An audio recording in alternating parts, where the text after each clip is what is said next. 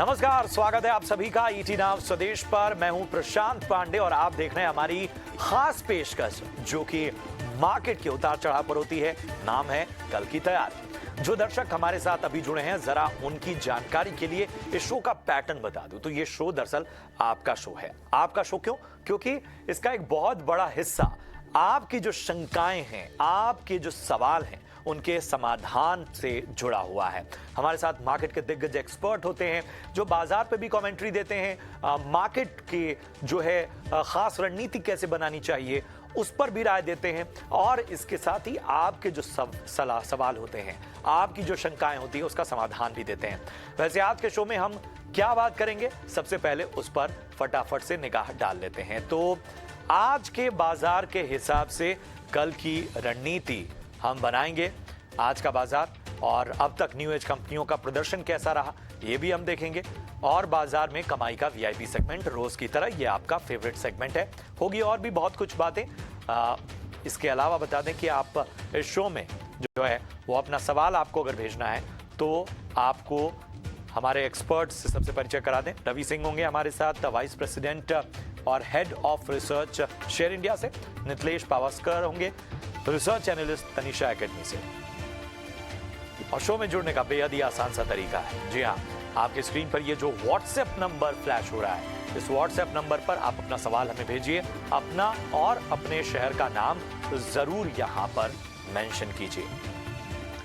अगर आप social media पर एक्टिव हैं, ट्विटर, तो हमारे ट्विटर हैंडल और फेसबुक पेज पर जाइए, #KKT यानी कल की तैयारी स्पेस अपना सवाल अपना और अपने शहर के नाम के साथ हम तक पहुंचाइए।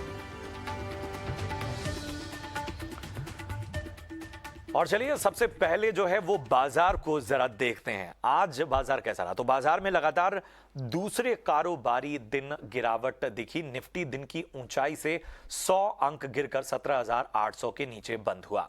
निफ्टी 50 में से जो निफ्टी के 31 स्टॉक्स थे वो लाल निशान में रहे। सेंसेक्स में 250 से ज्यादा और बैंक निफ्टी में 277 अंकों से ज्यादा की गिरावट नजर आई।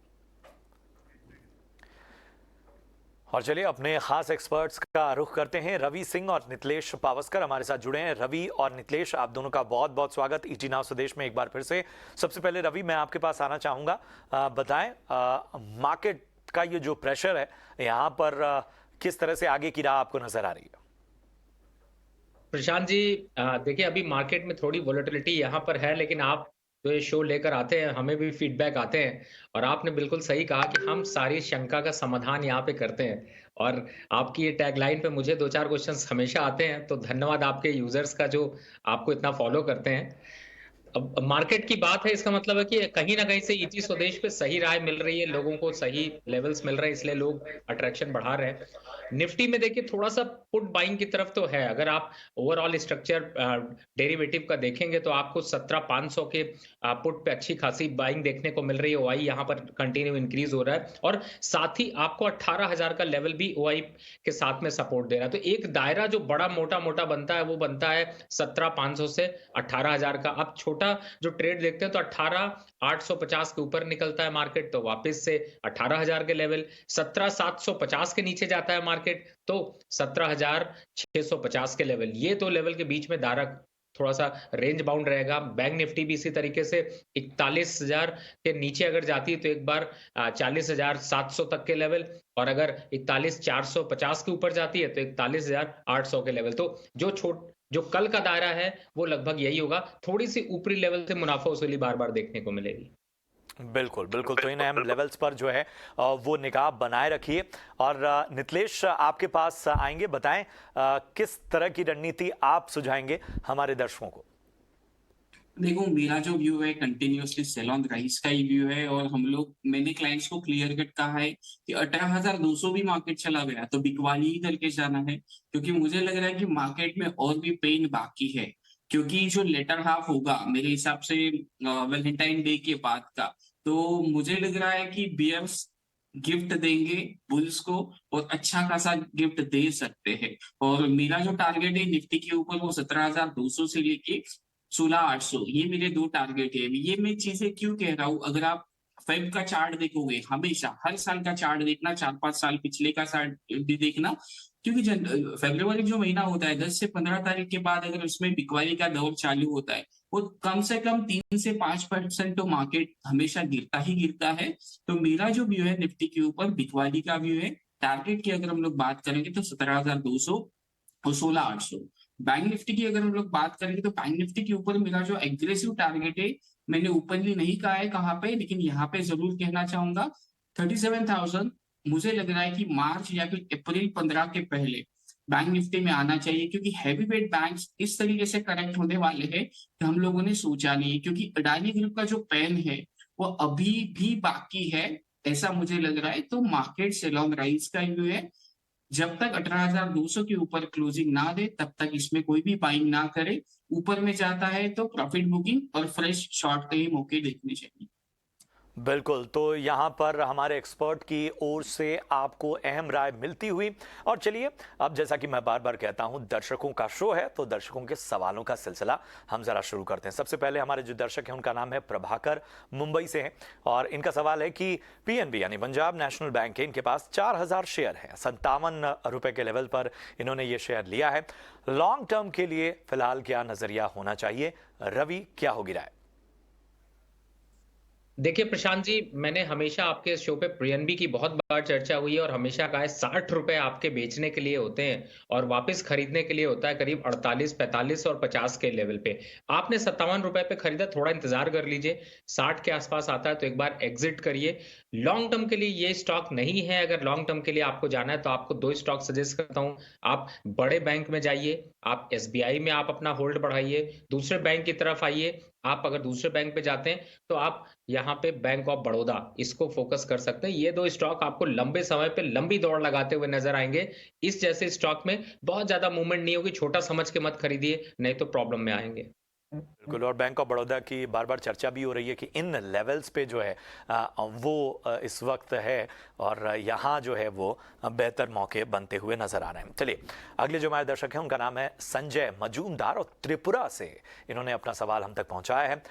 DCX, एक बार फिर दोहरा दूं, DCX सिस्टम्स के इनके पास 70 शेयर हैं, 294 रुपए के से थोड़ा ऊपर के भाव पे इन्होंने लिया है। लॉन्ग टर्म के लिए ये भी नजरिया चाहते हैं। नितलेश, जरा बताएं चार्ट देखकर क्या होगी इनको राय? देखो, ये जो लिस्टिंग है वो हालांकि लिस्टिंग है और ट्रेंड जो है वो क्लियर कट डाउनसाइड का ट्रेंड है। जब तक ये काउंटर 200 रुपए के ऊपर ट्रेड नहीं करेगा तब तक ये मेरा जो व्यू है इसके ऊपर पॉजिटिव नहीं आएगा। तो एक बार मेरा व्यू होगा कि 140 145 के रुपए के आसपास एक स्टॉप लॉस को मेंटेन करे, क्योंकि ये स्टॉक जो है वो कंटिन्यूअसली गिरते ही जा रहा है। एज अ टेक्निकल एनालिस्ट मैं यहाँ पे रिकमेंड करूंगा कि 145 का एक स्टॉप लॉस क्या करे, मेंटेन करे। यहाँ पर जो है वो आपको बेहतर रणनीति बनानी होगी और उस हिसाब से इस स्टॉक को ट्रैक करना होगा। सुशांत कुमार हैं भुवनेश्वर ओडिशा से, और इनका सवाल है आईडीएफसी के 2000 शेयर इनके पास हैं और भाव है 90 का। आईडीएफसी लिमिटेड जो है, और 90 के भाव पे इन्होंने 2000 शेयर लिए हुए हैं। आगे के लिए नजरिया चाहते हैं। मेरे ख्याल से यहाँ पर चार्ट जो है वो थोड़ा सा गलत है, यहाँ पर ध्यान देना होगा। फिर भी क्या रवि, क्या सलाह होगी? मेरे ख्याल से आईडीएफसी लिमिटेड की बात हो रही है यहाँ पर। देखिए, सबसे बड़ी बात है कि इन्होंने जिस लेवल पे खरीदा है उससे थोड़ा सा करेक्शन अभी जरूर यहाँ पे देखने को मिला। 77 के पास स्टॉक चल रहा है, आज करंट भाव 77.75 का बंद हुआ आईडीएफसी लिमिटेड का, और अभी भी अट्रैक्शन है, थोड़ा सा करेक्शन आ सकता है। एक बार को लेवल देखते हैं तो 70-72 रुपए के बीच में आते हैं, और वो लेवल्स ऐसे हैं जिसमें आपको एवरेज करना चाहिए। लॉन्ग टर्म का ये वो दौड़ लगाने वाला स्टॉक है जो कि 120 तक के लक्ष्य अचीव कर सकता है। एक्यूमुलेट करिए, लेकिन नजरिया छोटा मत करिए। नजरिया अगर 3-4 महीने का है तो ये स्टॉक आपके लिए नहीं है, लेकिन अगर नजरिया 3 साल का है तो ये स्टॉक आपके लिए है। तो यहाँ पर देखिए, आपको खास सलाह मिलती हुई। सुशांत जी माफ़ी चाहेंगे, जो चार्ट था वो आईडीएफसी बैंक का था, लेकिन एक बार फिर अपने दर्शकों को क्लियर कर दें कि ये जो राय थी वो आईडीएफसी लिमिटेड पे थी, जिसको देखकर रवि जी ने अहम राय दी है। चलिए बढ़ते हैं आगे। सादिक हैं दिल्ली से, और इनका सवाल है पिडिलाइट इंडस्ट्रीज के इनके पास 30 शेयर हैं और 2660 के लेवल पर इन्होंने लिया। होल्ड करें या फिर सेल करें? नितलेश, बताएं क्या होगी सलाह? देखो स्ट्रक्चर जो है चार्ट का वो काफी डैमेज हो चुका है, लेकिन यहाँ पे अगर हम लोग देखेंगे तो 2200 के आसपास एक इम्पोर्टेंट सपोर्ट है जहां से उसने एक ब्रेकआउट दिया था और एक रैली स्टार्ट हुई थी। तो 2200 के आसपास एक बार आपको देखना पड़ेगा कि स्टॉक कैसे रिएक्ट करता है। तो एज ऑफ नाउ 2200 रुपए के स्टॉप लॉस के साथ आप इसमें बने रह सकते हैं।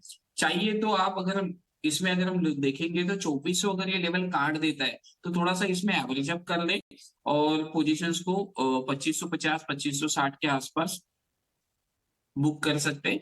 तभी एवरेज करना है जब ये काउंटर 2400 के ऊपर ट्रेड करेगा। बिल्कुल, बिल्कुल। तो यहाँ पर जो है वो आपको एक बेहतर स्ट्रेटजी अपनानी होगी, जैसे कि सलाह हमारे एक्सपर्ट दे रहे हैं। बढ़ते आगे, देवानी हैं राजकोट गुजरात से, और इनका सवाल है कि रिलायंस इंडस्ट्रीज़ के इनके पास 52 शेयर हैं, 2432 के भाव पर इन्होंने लिया है। शॉर्ट टर्म के लिए नज़रिया चाहती हैं देवानी। रवि, क्या होगी इनको एडवाइस? देखिए शॉर्ट टर्म है तो थोड़ा-सा यहाँ पे स्टॉप लॉस आप मॉडिफाई कर लीजिए 2300 2280 के नीचे अगर ये स्टॉक जाता है तो एक बार को एग्ज़िट करिए और अभी थोड़ा-सा वेट कर लीजिए। शॉर्ट टर्म का मतलब अगर आप हफ्ते का भी इंतज़ार करती हैं तो मुझे लगता है थोड़ा पुल बैक मिलेगा और प्रॉफिटेबिलिटी ये स्टॉक देके जाएगी। बिल्कुल, बिल्कुल। तो यहाँ पर बने रहने की आपको सलाह।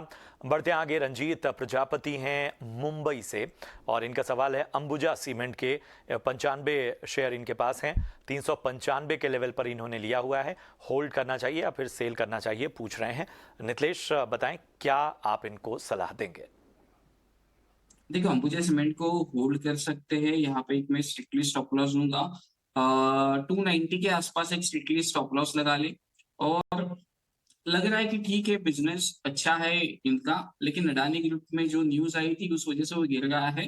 तो 295 रुपीज या फिर 290 के स्टॉप लॉस के साथ आप इसमें बने रह सकते हैं। लेकिन एक लेवल ऊपर की साइड में दूंगा, अगर ये काउंटर 390 ये लेवल को क्रॉस कर देता है तो आपको एक अच्छा खासा रिटर्न आपको देखने को मिल सकता है। स्टॉक फिर से 450 के आसपास चला जा सकता है। तो अभी कुछ भी ना करें, ट्रेलिंग बेसिस के स्टॉप लॉस के मतलब 290 के स्टॉप लॉस के साथ आप इसमें बने रह सकते हो।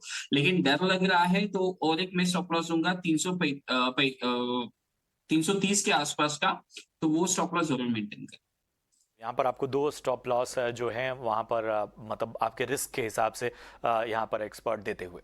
भवानी सिंह हैं, और इनका सवाल है ओरिएंट ग्रीन पावर के 1000 शेयर इन्होंने ले रखे हैं, और 9 रुपये 30 पैसे के भाव पे इन्होंने ले आगे के लिए रणनीति चाहते हैं। रवि, ज़रा बताएं किस तरह से आप इसको आकलन करेंगे? देखिए डेटा बहुत कम है और बहुत ज़्यादा फंडामेंटल्स नंबर्स यहाँ पर अट्रैक्शन तो नहीं दे रहे, लेकिन हाँ मोमेंटरी ये स्टॉक यहाँ पर ट्रेड हो रहा है तो 10 रुपए के आसपास आता है तो एक बार को एग्जिट होने की सलाह दे सकता हूँ। बहुत ज्यादा नीचे डाउनफॉल भी नहीं है, लेकिन ये स्टॉक में ऐसे ये बहुत पेनी स्टॉक्स टाइप के हैं, बहुत ज्यादा इन पे वॉल्यूम नहीं होता, आप फंस सकते हैं। न्यूज बेस्ड ड्रिवन स्टॉक्स हैं तो ट्राई टू अवॉइड कि इस टाइप के अवॉइड को आप स्टॉक को अवॉइड रखें। अच्छे स्टॉक्स खरीदिए, हम लोग यहाँ पर अच्छे अच्छे स्टॉक्स की चर्चा करते हैं, उन स्टॉक्स को लीजिए, बेहतर मुनाफा कमाइए और अपना पोर्टफोलियो चमकाइए। जब आपने ये बात कही है रवि, तो ज़रा एक इसको एक चर्चा में भी हम ले आते हैं। ये सवालों का जो सिलसिला है मैं यहाँ थोड़ी देर के लिए रोकना चाहूँगा। अब कई बार हम देखते हैं कि जो स्टॉक्स खरीदने की एक पैटर्न होता है उसमें कई बार लोग फंस जाते हैं। तो क्या क्या चीज़ें हैं जो एक इन्वेस्टर को, एक जागरूक निवेशक को ध्यान में रखनी चाहिए जब भी वो स्टॉक का सिलेक्शन करता है? प्रशांत जी बहुत इंपॉर्टेंट पॉइंट है, जो दर्शक देख रहे हैं उसको एक पेन पेपर लेके नोट कर ले, ज्यादा बेटर है। सबसे पहली बात है कि आप कभी भी जिस स्टॉक को खरीद रहे हो उसमें तीन चार चीजें तो एकदम कॉमन से लगा लीजिए। पहली बात है कि 10 रुपए के स्टॉक को खरीदना बंद कर दीजिए, 10 रुपए से नीचे के स्टॉक को भी खरीदना बंद कर दीजिए। उन स्टॉक्स को खरीदने का कोई फायदा नहीं है आपको। वोडाफोन आइडिया जैसे स्टॉक्स भी जो है वो बड़ी तंगी देते हैं। तो पहला क्राइटेरिया तो यही रखिए कि 10 रुपए के नीचे के स्टॉक तभी खरीदिए जब बहुत स्ट्रांग फाइनेंशियल देखना हो। अब दूसरा पॉइंट, इंपॉर्टेंट पॉइंट ये है कि कभी भी स्टॉक खरीदते समय ये जरूर देखिए कि उसका वॉल्यूम कम से कम, यानी कि जो ट्रेडिंग क्वांटिटी है वो 2 लाख शेयर से ज्यादा हो। मैं मिनिमम की तरफ जा रहा हूं, मैक्सिमम तो बहुत हो सकती है, 2 लाख शेयर से कहीं ज्यादा ट्रेड एवरीडे होते हो, जिससे कि आप अगर शेयर खरीदें तो खरीदारी में बिकवाली भी कर सकें और सही रेट पे खरीद सकें। तीसरा जो सबसे इंपॉर्टेंट पॉइंट है कि जिसका मार्केट कैप 2000 करोड़ के ऊपर है मैं फिर से बोल रहा हूँ, जिसका मार्केट कैप 2000 करोड़ से ऊपर है, उन शेयरों को आप इजीली ट्रेड कर सकते हो। उससे नीचे के अगर शेयर देख रहे हैं तो पूरा R&D करिए, उसको समझने की जरूरत है। अब बहुत से लोग फंडामेंटल या टेक्निकल नहीं समझते, तो ड्रॉ करने की कोशिश करिए। जैसे कि अगर आप फंडामेंटल पॉइंट पे देख रहे हैं, तो ये देखिए कि कंपनी ने पिछले 3 से 4 क्वार्टर, आप किसी भी वेबसाइट पे जाएँगे, वहाँ पे आपको 3 से 4 क्वार्टर के सेल्स नंबर दिखाई दे जाएँगे, और अगर वो सेल्स नंबर कांस्टेंट हैं, तो इसका मतलब वो स्टॉक ट्रेडिंग के लायक है। अगर वो कांस्टेंट नहीं है, तो वो ट्रेडिंग लायक नहीं। कांस्टेंट का मतलब है कि अगर कोई कंपनी 100 करोड़ का सेल कर रही है, अगले क्वार्टर में वो 150 करोड़ का सेल कर रही है, फिर 100 करोड़ का कर रही है, तो इट्स ओके। लेकिन अगर कहीं ऐसा है कि वो 100 करोड़ का एक सेल कर रही है, दूसरे उसमें 10 करोड़ का सेल कर रही है, इतना वेरिएशन है, तो उन स्टॉक से दूरी बना कर रखिए। तो ये 3 पैरामीटर सिलेक्शन कैटेगरी में डालिए, उसके बाद फिर आप उन स्टॉक्स को फिल्टर आउट करिए और तब उन स्टॉक्स की तरफ सोचिए। बहुत से लोग हैं जो सोचते हैं ₹2 का स्टॉक चल रहा है, मैं खरीद लेता हूं, बढ़ जाएगा ₹4 का, मेरा मुनाफा हो जाएगा। लेकिन ना तो ₹2 मिलते हैं और ना ₹4 मिलते हैं। बिल्कुल, तो ये अहम बात और ये चर्चा में लाना इसलिए ज़रूरी था क्योंकि काफ़ी दिन से हम देख रहे थे कई लोग जो हैं वो लंबे समय तक का इस तरह के स्टॉक्स में फंसे हुए नज़र आ रहे थे। तो एक क्लियर पिक्चर आपको देना ज़रूरी था। एक बार फिर से चलिए हम बढ़ते हैं सवालों की ओर। प्रशांत हैं पश्चिम बंगाल से और इनका सवाल है अडानी एंटरप्राइजेस के 2222 शेयर इन्होंने लिए हैं और जो लेवल है वो 1122 का है, यानी 1122। क्या करना चाहिए, होल्ड करें या फिर सेल करें? नितलेश, क्या होगी इनको सलाह? पहले तो मैं इनको बधाई देना चाहूंगा। 1122 के आसपास इन्होंने खरीदा है और अभी भी स्टॉक उनके बाइंग प्राइस के ऊपर चल रहा है। तो मैं यहाँ पे उनको स्टॉप लॉस ही सजेस्ट कर सकता हूँ, क्योंकि और इसमें डिटेल में जाएंगे हम लोग। 1550 सॉरी 1650 के आसपास का एक ट्रेडिंग बेसिस का स्टॉप लॉस लगा लें, क्योंकि देखो ये स्टॉक में जब भी डैमेज होता है तो हम लोग इसको टेक्निकल भाषा में कहते हैं कि डेड कैट बाउंस। और जो डेड कैट बाउंस था वो 1000 से 2000 तक आ चुका है। तो टेक्निकली ये स्टॉक तभी स्ट्रांग होगा जब ये काउंटर 50% का रिट्रेसमेंट लेवल के ऊपर चला जाएगा। मतलब मान लो कि 4200 से करेक्ट होके ये स्टॉक 1000 के आसपास चला है, मतलब 3000 पॉइंट का फॉल इसने दिखा है। तो जब भी ये काउंटर मतलब 2500 2600 ये लेवल के ऊपर क्लोज करेगा, तो ही हम लोग इसको टेक्निकली स्ट्रांग मान सकते हैं। लेकिन ये जो भी बाउंस आएंगे तो मुझे लगता है कि ये स्टॉक फिर से फिसल सकता है। तो अभी के लिए आप एक स्टॉप लॉस मेंटेन करें 1650 1640 का। जब तक ये काउंटर 2500 या फिर 2600 के ऊपर क्लोज ना दे, तब तक मुझे नहीं लगता है कि स्ट्रांग हो सकता है ये काउंटर। ठीक है, ठीक है। और आज बड़ा इंटरेस्टिंग दिन है, बड़ा मतलब आप ये जो चीज़ें हमारे एक्सपर्ट हैं, चाहे रवि हों और अब नितलेश, जिस तरीके से डिकोड कर रहे हैं उसमें से ही बहुत सी जो हैं वो बातें निकल कर सामने आ रही हैं। नितलेश, ज़रा बताएं कि क्या वो पैरामीटर्स हैं, जैसा आपने जिक्र किया कि साहब इस रेंज में जो है वो ये स्टॉक लंबे समय तक फंसा था, अब आगे के लक्ष्य के लिए क्या क्या जो हैं वो पिन पॉइंट्स हैं या ट्रिगर्स हैं जिन पर ध्यान देना होगा? तो ज़रा हमारे दर्शकों को आसान भाषा में बताएं कि क्या चीज़ें हैं जो स्टॉक को ड्राइव करती हैं और किन किन चीज़ों का को वाकई ध्यान में रखना चाहिए जब आप आगे के लक्ष्य की ओर देखते हैं। देखो, पहले तो आपको देखना पड़ेगा कि ये स्टॉक न्यूज़ ड्रिवन है क्या? देखो, जब भी स्टॉक न्यूज़ ड्रिवन होगा तो टेक्निकल्स काम नहीं करते हैं।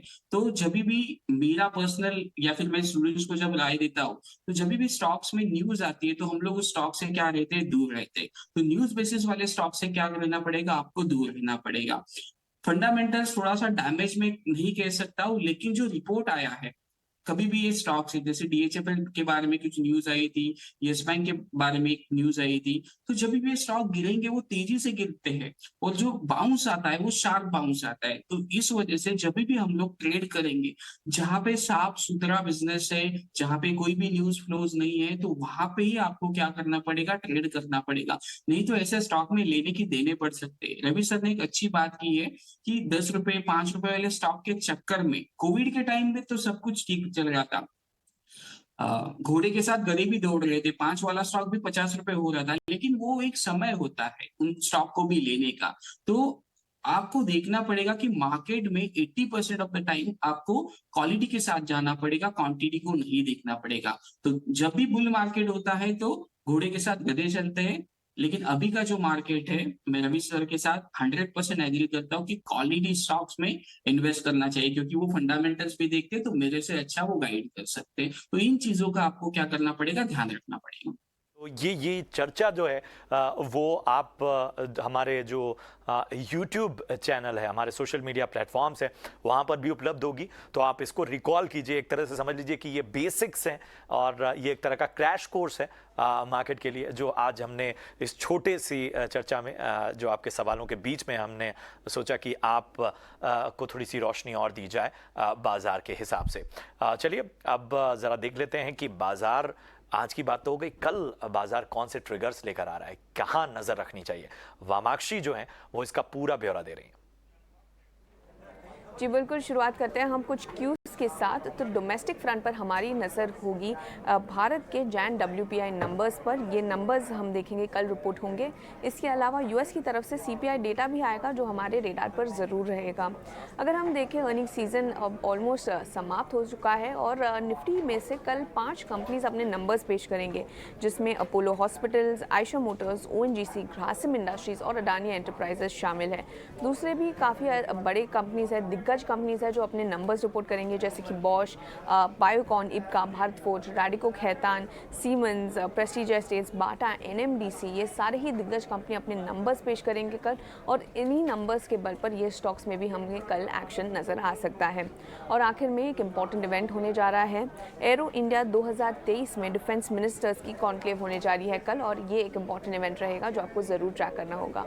तो ये थे ओवरऑल सारे इंपॉर्टेंट क्यूज जो आपके रेडार पर होने चाहिए कल के ट्रेडिंग सेशन के लिए। तो इन ट्रिगर्स पर रखिए नजर और चलिए अब वक्त आ गया है आपके फेवरेट सेगमेंट का, कमाई का VIP सेगमेंट।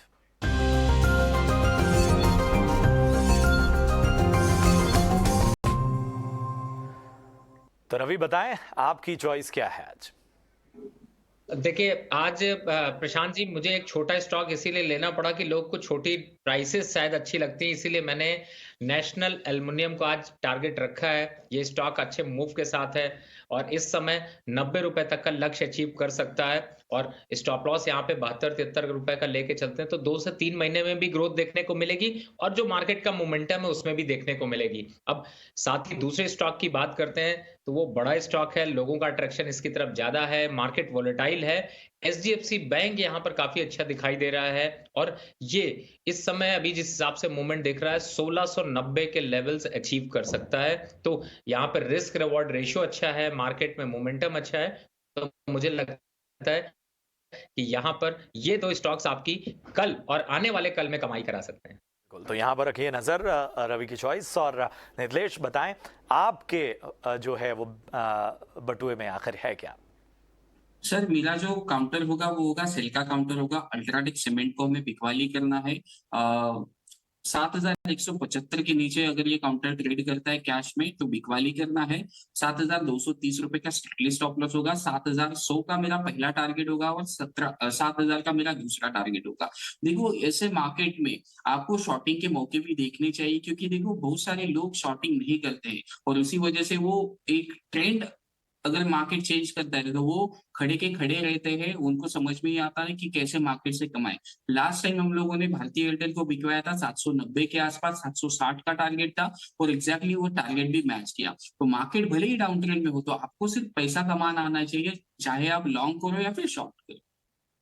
बिल्कुल, तो यहाँ पर आपको कमाई के मौके भी और ख़ास रणनीति सब मिलते हैं और आज हमने बहुत ही बेहतर चर्चा भी की। दर्शकों के सवालों का जवाब भी हमारे एक्सपर्ट ने दिया। बहुत बहुत शुक्रिया करेंगे रवि और नितेश, आप दोनों का इस ख़ास चर्चा और अपने एक्सपर्ट राय देने के लिए। फ़िलहाल कल की तैयारी की पूरी टीम को दीजिए इजाज़त। आप देखते रहिए ET नाउ स्वदेश। नमस्कार।